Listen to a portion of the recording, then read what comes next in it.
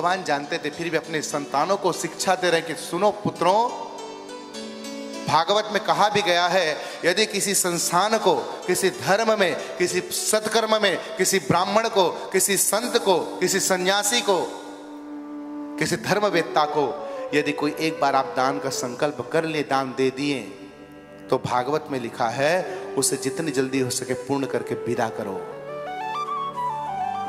नहीं तो भागवत में कहा गया है कि स्वदत्ताम पर दत्ताम वा ब्राह्मण वित्ति हरे षष्ठ वर्षानि शस्त्राणि विष्ठा जायते कृमि। जो ब्राह्मण को दान दे करके, जो ब्राह्मण को संकल्प करके, जो संतों को संकल्प करके दान देता हूं कह करके दान नहीं देता है, भागवत में लिखा है वो व्यक्ति 60,000 वर्ष तक नाली में कीड़े के रूप में जन्म लेता है। कितने वर्ष तक? 60,000 वर्ष तक। ये मैं नहीं कह रहा हूं, श्रीमद् भागवत कथा कह रही है। और आज दान की श्रेष्ठता मैं क्या बताऊं बंधुओं, आज तो व्यक्ति संकल्प कर भी मुकर जाता कि मैंने कब संकल्प किया था महाराज। और तो और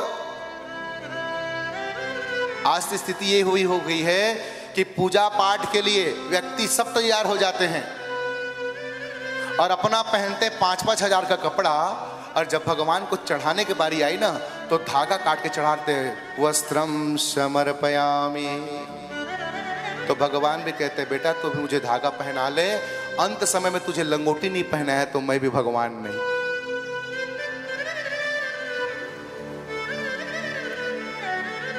सारे संसार को खिलाने के लिए धन हो जाता है, लेकिन जब ब्राह्मण को दान देने की बारी आती है तो महाराज जी पेमेंट नहीं हुआ है, उधारी करते हैं। समस्या है। सब चीज के लिए धन है, लेकिन धर्म कार्य में, संत को देने में, ब्राह्मणों को देने में, सत्कर्म में, गरीबों को भोजन कराने में, गरीबों को वस्त्र दान करने में, किसी निर्धन कन्या के विवाह करने में हम सब कुछ आते हैं, बोलते हैं महाराज हमारे पास धन नहीं है।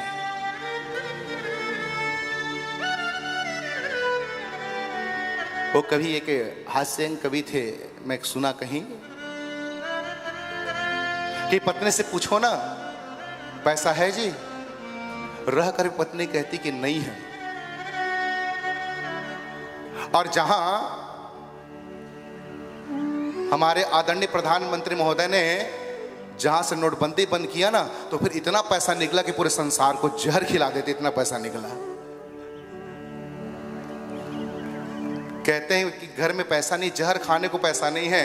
अब बाद में नोटबंदी में इतना पैसा निकला कि भाई बंधु बताते महाराज पूरा गांव जहर खा लेता।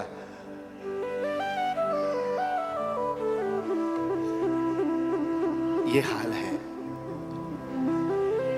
और कई तो दान देते हैं तो कई रोकने वाले भी शुक्राचार्य पैदा हो जाते हैं।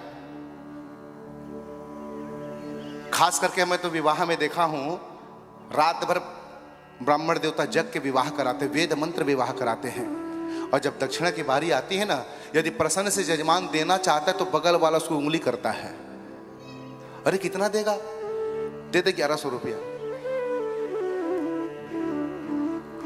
ब्राह्मण को दान देते से मोल भाव करते हैं, महाराज कितना, अरे क्या ब्राह्मण का परिवार नहीं है, ब्राह्मण के बच्चे नहीं है?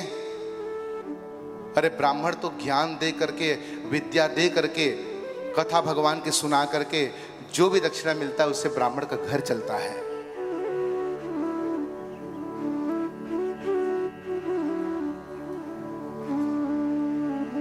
कभी किसी ब्राह्मण का अपमान नहीं करना।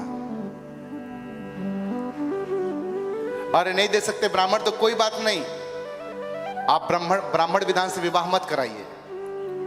वैसे भी आजकल तो ब्राह्मण विधान कम हो गया है, केवल नाम का रह गया कि ब्राह्मण शादी,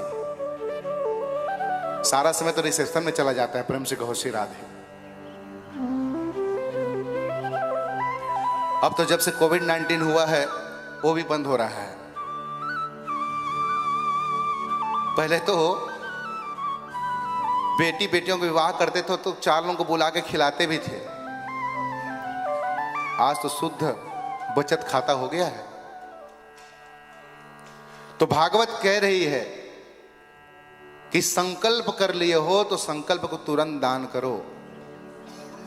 यदि कभी गलती से भूल गए भैया तो विष्ठा जायते कृमि,